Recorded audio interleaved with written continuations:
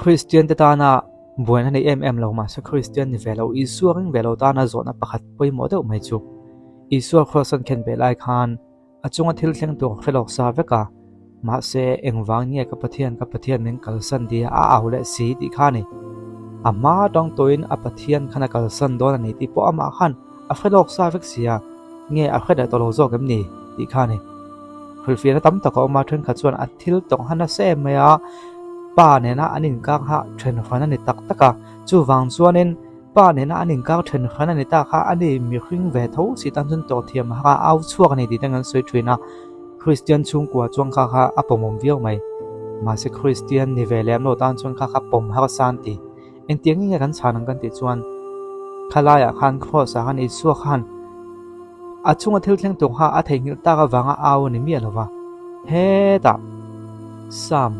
somni pani sam number somni pani chang khatna mi kha kon aw chuak mai ni sam number somni pani chang khatna chuan kapathian nga nge mikal san nga tinge trampui dila ka trampui dila ka hom lai hla takai om le ti lal dobidana alo aw lak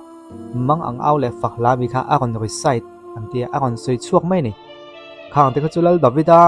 aw la ni lal divna ne ngatiang soi som chini lo kon ti mai the ma se kan chir del chon chang som paket na chuan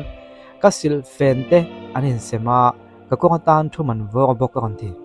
ka sil fente anin sema ka ko tan thu man vo bok ti tu chan chin soi ni ngai kan ti chuna ma Isua Krista chan chin soi na ni chu wang chun lal davida aw la hian Isua Krista chung thil thleng tu ha lo in phum ro ti na ni chu miom je chu Isua hian a chung thil thleng tu hi a kha chiang khop maya alo khria chian ma wang na chung thil thleng tu helai sam number som hi pan hi na alo soilok sa kha awa soinon lia khalaya lal davida kal thlanga alo in pon chu kha to na takina thleng ta ni ti kha puang chuak mai zo ani tuna hian ngai to taula asil fente thum voga anin sem kha tu nge ni kan ti chun davida ni lawa mathai bung som ni pasoi chang som thum panga kan en chuan an khen be zoin asil fente chu thum vogin anin sema ti ni la che ta ni hela hian bible in alo soilok dik zia kha ti khan ein som khom ta vek mai ni khamia khelo tan chun Isua kha mang ang aw a me khing tak puna mang ang ve ni ti te po khan sei thei thawa ma se ka sei to kha Christian ni lawa chun kha kha pom ha ten ani na dik taka chun Isua kha amang ang aw rol ai ma chun mang ang lo ko ti lo ne me khing ne mang ang ve tho